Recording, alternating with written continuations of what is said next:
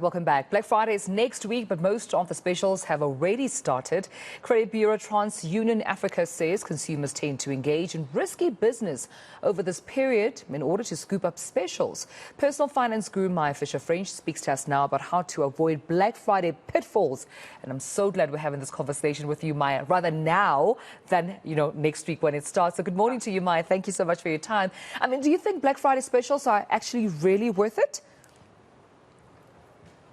Let's be honest. I think you have to be a little bit circumspect because some retailers may use it to dump unwanted items. And also, I don't know about you, Jamila, but you see that great special.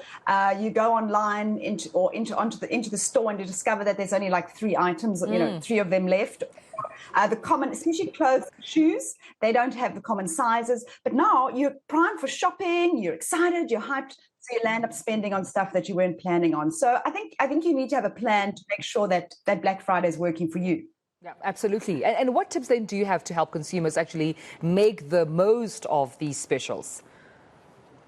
Look, the bottom line is to do your research. That's what I'm busy doing this week. I have to be honest, there's a few items I want. So I'm going in, I'm checking the prices. Have they just hiked the prices to make it look like a discount, or is it really a discount? I came across a great website, by the way, servaltracker.com, that actually tracks the history of Takealot's prices. So you can see if the item has changed price recently.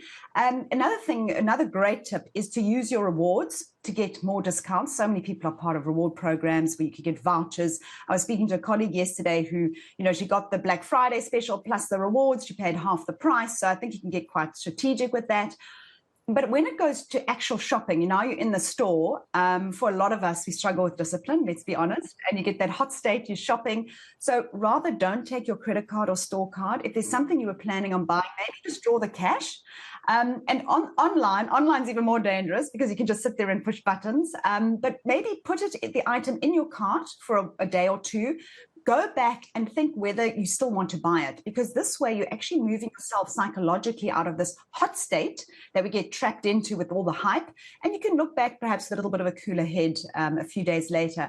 But as you said right in the beginning, with those TransUnion figures that find that there's a spike of credit uptake on Black Friday, probably the biggest tip I can give anybody is do not open up more store cards or take on instant loans on Black Friday. This will hurt your credit record, because that kind of consumer debt is not positive for building your credit record. So I would say have a plan, make sure that you know that there's something that you really want, that you're getting the discount, and that you have the money available to pay for it. That's sort of basic personal finance tips. Listen, I couldn't agree there better with you, Maya, especially with January around the corner. It may feel like it's far, but it's literally around the corner. You don't want to have money problems in January. All right, thank you so much. Maya Fisher-French, always a pleasure talking to you and helping us, of course, make sound personal finance decisions. All right, come into this now.